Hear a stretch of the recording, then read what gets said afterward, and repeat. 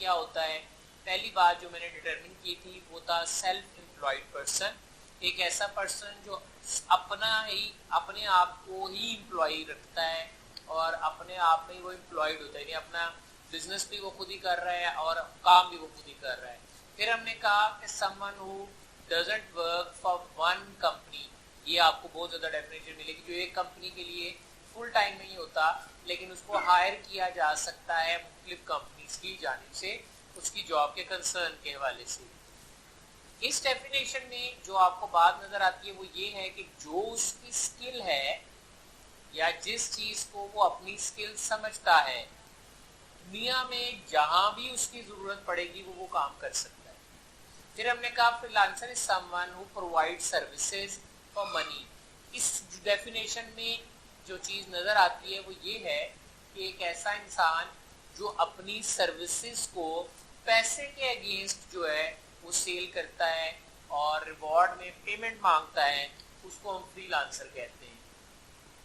अगर मैं इस डेफिनेशन की बात करूं तो मैंने इसमें यहाँ पे कहा था वो किसी भी एक कंपनी के लिए फुल टाइम नहीं होता, वो मल्टीपल कंपनी के लिए पार्ट टाइम या फुल टाइम काम कर सकता है। फ्रीलांसर में वर्क पार्ट टाइम और full time because they are not considered employers, उन्हें हम एम्प्लॉयर्स नहीं कहते। यानी ये बिल्कुल ऐसी है जैसे आपके घर में कोई इलेक्ट्रिशियन की चीज़ खराब हो गई है तो वो कहता है कि आप किसी एक बंदे को बुला कर लाएंगे जो उसकी स्किल से रिलेटेड होगा और वो उतनी देर में आधे घंटे के अंदर आपसे पूरे दिन के पैसे ले जाता है। तो just like is that freelancer भी ऐसे ही होता है कि जो उसकी स्किल है उसके हवाले से जब उसको अपना काम नजर आता है तो वो उस काम को अटेम्प्ट कर लेता है। फिर हमने कहा freelancing is one of the easiest, ये बेसिकली डेफिनेशन आपको मिलेगी विकिपीडिया पे कि फ्रीलांसिंग क्या है।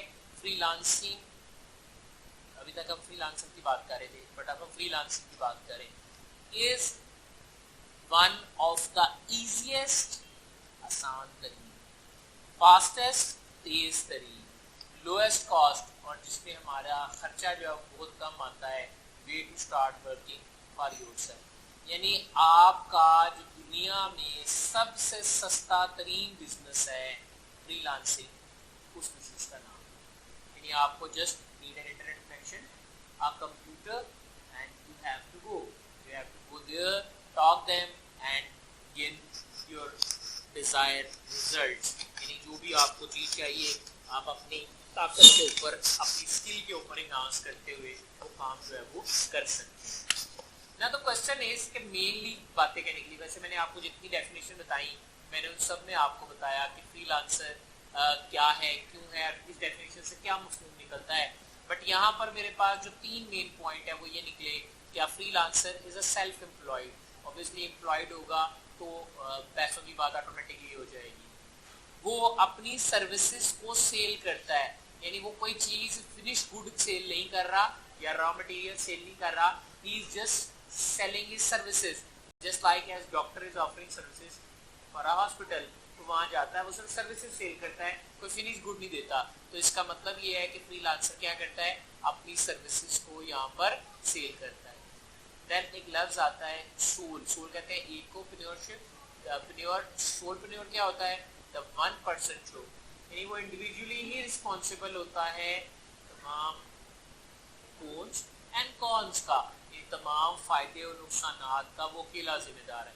यानी अगर कभी लॉस हुआ है तो उसकी वजह से हुआ है, फायदा हुआ है तो उसी की वजह से हुआ है। That's mean he is the one और she is the one who is the decision maker, यानी इसकी काफ़ी रिस्पॉन्सिबिलिटीज हो गई, यानी खुद ये डिसीजन लेता है कि मुझे कौन सा काम करना चाहिए और कौन सा काम नहीं करना चाहिए। मैंने लास्ट टाइम भी आपसे बात की थी, एक बार मोटी सी बात करेंगे कि स्टार्ट फ्रीलांसिंग कब करनी चाहिए। इसके लिए मुख्य लोगों की मुख्य राय है but no predefined time है हमारे पास फ्रीलांसिंग के लिए, but it's all about one person's decision as to when he और she would quit work as employee and start freelancing. इस जुमले के ऊपर हमने काफ़ी डिटेल में लास्ट टाइम बात की थी कि कब किसी पर्सन को फ्रीलांसिंग छोड़ देनी चाहिए और कब किसी पर्सन को फ्रीलांसिंग ज्वाइन कर लेनी चाहिए। फिर हमने कहा however there is always different points, मुख्तलिफ लोगों के तजर्बे से ये बात हमारे सामने आती है कि ये अप्रोच हमारे सामने आती है कि फ्रीलांसिंग बेसिकली क्या चीज़ है। फ्रीलांसिंग बेसिकली एक ऐसा प्लेटफॉर्म है जिससे हम अर्निंग करते हैं। अगर आप अर्निंग आपकी कंसिस्टेंट होगी तो आप अपनी वर्किंग जो है वो सेल कर सकते हैं और अपना इम्प्लीमेंट जो है वो सेल कर सकते हैं। यहाँ तक क्लियर है जी। फिर हमने क्या कहा, फिर हमने कहा कि ये तो हो गया मेरा कॉन्सेप्ट कि फ्रीलांसिंग क्या चीज़ है, कब करनी चाहिए। अब सवाल ये आता है कि कौन से वो एस्पेक्ट्स हैं। पहला प्रोडक्ट व्हेन यू फील, अब याद रखिएगा ये कैजुअल फीलिंग्स नहीं है, ये आपके कैरियर की फीलिंग्स हैं, तो you have to be very precise with this.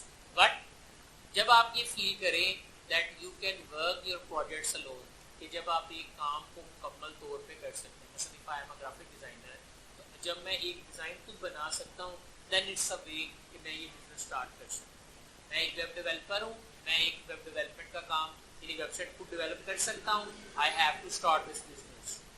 याद रखिएगा मैंने कहीं ये नहीं कहा कि मैं करूँगा, मैं ये कह रहा हूँ कि मुझे ये बिजनेस शुरू कर लेना चाहिए। Number second, you have all the necessary skill set. ये ना हो कि जब मैंने डिज़ाइनिंग शुरू करना शुरू की तो मैंने एक टूल तो पढ़ा हुआ था, लेकिन मेरे क्लाइंट ने रिक्वायरमेंट बदल दी। जैसे मैं कंपैरिजन करता हूँ कि both are familiar with the Corel Draw. इसी तरह एक और टूल है जिसका नाम है Illustrator. So you should be well aware from this both vector graphic software.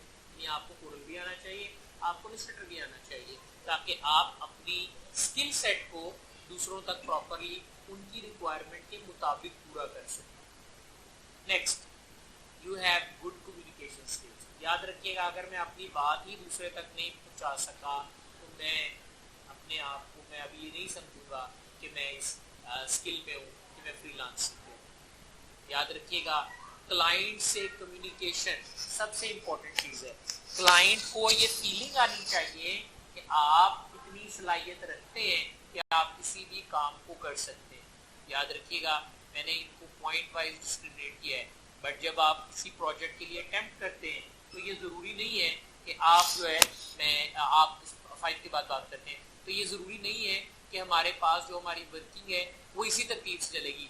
There is a possibility कोई क्लाइंट है वो कम्युनिकेशन को प्रायोरिटी देगा, कोई क्लाइंट है वो स्किल सेट को प्रायोरिटी देगा, कोई क्लाइंट है जो फील करेगा कि आप ईच एंड एवरीथिंग हैंडल कर रहे हैं। मैं प्रेफर करता हूँ कि ये सबसे पहली चीज़ सबसे ज़रूरी है, आपके क्लाइंट का आप पर ट्रस्ट होना चाहिए कि आप हर चीज़ लोड हैंडल कर सकते हैं। नंबर सेकेंड, उसके बाद आपकी स्किल इतनी स्ट्रांग होनी चाहिए कि आप बेटर कम्युनिकेट कर सकें। नंबर थर्ड, उसके बाद आपका स्किल सेट आता है, यानी इसका मतलब है कि ये मैं किसी से भी करवा सकता हूँ, ठीक है। लेकिन अब फोर्थ देखते हैं, you have a good portfolio. देखिए क्लाइंट को मैंने बातों से खुश कर लिया, मुस्का मुस्का लगा लिया, लेकिन एवरीवन वांट के यार, देखिए अगर मैं आपको कहता हूँ that you are not employ, you are employer, आप हो गए यार कि मेरे ज़हन में एक बात आती है, हाँ यार अब मैं दुनिया से कह रहा हूँ, आप पर्सनली तो अपने एम्प्लॉई या अपने फ्रीलांसर को नहीं जानते, आप कहेंगे यार देखेंगे इसका पोर्टफोलियो क्या कहता है, इससे पहले लोगों ने इसके बारे में क्या कमेंट किए हैं, ये किस तरह का काम करके अपना काम दूसरों तक दिखा रहा है, यानी इसने किस तरह का काम शोकेस किया है। याद रखिएगा इसमें जो टीम है वो बड़ा काउंट करेगी। मसलन अगर आप अकेले काम कर रहे हैं, no doubt we are always discussing that freelancer is an individual person, but you will set it as freelancer is a entrepreneur business. आप फ्रीलांसिंग में मल्टीपल लोगों का काम ले सकते हैं। मतलब मैं आपको कहता हूँ आप अपने डिजाइन भी बनाओ, आप अपने डिजाइन भी बनाओ, तो आप दोनों मुझे अपने डिजाइन दोगे वो मैं अपने पोर्टफोलियो में लगाऊंगा, दैट्स मीन कि मैंने इसको शोकेस किया है। तो दूसरी बात है कि मैं कहता हूँ मैंने इस प्रोडक्ट को लीड किया, मैंने पीएचडी नहीं की लेकिन मैंने पीएचडी को लीड किया, मुझे पता है पीएचडी में क्या होता है, कैसे करते हैं, थीसिस कैसे होता है, रिसर्च कैसे होती है। So I will showcase that work कि आप देख सकते हैं कि एचईसी की साइट पे जाएं और ये वाला थीसिस था, मेरा नाम इस लिस्ट में आता है। तो what I am doing at that, I am offering freelancing services, कि आपको जो भी वर्किंग है मैं चाहिए, मैं वो लफ्ज़ नहीं बोल रहा, वो लफ्ज़ है कंसल्टेंसी, जो आगे चल के हम डिस्कस करेंगे किस तरह की वर्किंग है। दरवाज़ा बंद कर, आ जाओ उधर आ जाओ। You feel like you can find potential clients who would be interested in work with you. याद रखिएगा आपको हमेशा ऐसे लोगों की जरूरत होगी जो आपको मजीद काम दे सके। याद रखिए अगर एक आदमी एक सब्जी की दुकान खोलता है तो वो अपने सराउंडिंग की पोटेंशियल पब्लिक को देखता है। आप मेरे पास आए, मैं आपसे पूछूंगा कहाँ रहते हैं जी आप, आपने कहा मैं तो आपके 2 दुकानें छोड़ के रहता हूँ। मेरी हर मुमकिन कोशिश होगी कि मेरे आपके साथ टर्म्स अच्छे रहे। इसी तरह का कोई आदमी वॉकिंग कस्टमर गुजरते हुए मेरे पास आ जाता है, वो कोई चीज़ खरीदता है तो मैं उसको इतना इंटरेस्ट नहीं दूंगा, वहाँ पर मैं एक्सपेक्ट करूँगा कि मैं इससे थोड़े ज़्यादा प्राइस चार्ज करूँ, इसको डिस्काउंट ना दूँ। बट वो जो मेरा मोहल्लेदार होगा, आप अक्सर देखते हैं, आप अपने मोहल्ले की दुकान पे जाते हैं, अगर वो आपको पहचानता है वो आपको फेवर करता है। So that's also a very important terminology in freelancing. यानी आपको ऐसे पोटेंशियल क्लाइंट्स देखने हैं जो आपसे काम कराने में इंटरेस्टेड हो, यानी वो आपके रेगुलर क्लाइंट बन सकते। मैंने हरगिज नहीं कहा कि आप उनके लिए एम्प्लॉई हो जाएं, मैं ये नहीं कह रहा, बट आई ऑलवेज सेड कि मैं इतना अच्छा काम करके दिखाऊं, अपनी डेडलाइन को इतने अच्छे तरीके से मीट करूं, अपनी रिक्वायरमेंट को इतने अच्छे तरीके से जानूं कि क्लाइंट मेरे से सेटिस्फाइड हो। जब क्लाइंट मेरे से सेटिस्फाइड होगा देन ऑब्वियसली ये मेरी मार्केटिंग है, और यही वो चीज़ है जिसके ऊपर आपने सर्वाइव करना है। यानी ये जो नीचे वाली 2 चीज़ें हैं ये आपको इस मार्केट में जिंदा रखने के लिए यूज होंगी, जबकि जो ऊपर वाली 3 चीज़ें हैं वो आपको इस मार्केट में लेके आएंगे। तो मैंने इसको रैंकिंग वाइज 5 पॉइंट्स में डिवाइड किया है कि आप इंडिविजुअली प्रोजेक्ट हैंडल कर सकें, आप अपने स्किल सेट के मुताबिक वर्किंग कर सकें, और आपका गुड पोर्टफोलियो और आप इसे बेहतर तरीके से वर्किंग कर सकें। ओके जी, अब अगर आपको कोई क्वेश्चन पूछना है तो आप मेरे से पूछ सकते हैं, या अगर आपने कोई भी सवाल पूछना है तो वो आप पूछ सकते हैं regarding to this for these 5 points. जी जी, ये कम्युनिकेशन हर सेंस है। मसलन सुनिएगा, मैं अभी क्योंकि आगे वैसे था लेकिन चलिए आपने पूछ लिया है, मैं कहता हूँ आप मुझे हायर करें, ठीक है। हमारी कम्युनिकेशन जरूरी नहीं है कि वर्बल हो, ये नॉन वर्बल भी हो सकती है। आप मुझे कुछ तस्वीरें भेजें, मैंने वो देख कर डिज़ाइन क्रिएट कर एक चीज़, आपने जो चीज़ भेजी मैं देख कर उसको समझ सकूँ कि इसमें क्या हो रहा है। नंबर 2, आप मेरे से फोन पे थे, आप मेरे पास इतना टाइम नहीं होता यार, ये एक लोगो बनाना है, इसमें ये रंग होना चाहिए, ये रंग होना चाहिए, मैं आपकी कॉल रिकॉर्ड कर लूँगा। अब मैं आपके लफ्जों पे गौर करूँगा, आपने क्या मांगा है उसके मुताबिक मैंने किया। याद रखिएगा, मैं स्किल सेट को इम्प्लीमेंट करने को दरअसल कम्युनिकेशन कह रहा हूँ, ठीक। याद रखिएगा, मुझे इंग्लिश में गपशप करने की बात नहीं करनी, लेकिन इंग्लिश आपको क्यों आनी चाहिए। अक्सर आपने सुना होगा कि इंग्लिश आनी चाहिए। सो रिमेंबर, अगर वो वर्बल कम्युनिकेशन है तो फिर कहीं ना कहीं तो आपके पास जो है ना कम्युनिकेशन ऑटोमेटिकली इंग्लिश में होगी। याद रखिएगा, English is international language, so we are always dealing it is at bridge, ठीक है। लेकिन अगर मेरे पास एक ऐसा क्लाइंट आ गया है जो सऊदीया का है, उसको इंग्लिश नहीं आती, देन इट्स अ बैरियर। अगर इस बैरियर को रिमूव करना पड़ेगा तो मेरे पास कोई ना कोई स्किल सेट ऐसा होना चाहिए जो इस बैरियर को रिमूव करे। यानी देखिए, आप अगर अरबी में मुझे बताओगे तो मुझे तो समझ नहीं आएगी। मैंने क्या किया, मैंने ला ला यस यस करके तो वो रिकॉर्ड कर ली। अब मेरे पास ऐसा पर्सन होना चाहिए जो मेरा कम्युनिकेशन गैप आ रहा है उसको खत्म करे और मेरे इसी गैप को मेरी गुड कम्युनिकेशन में कन्वर्ट कर दे।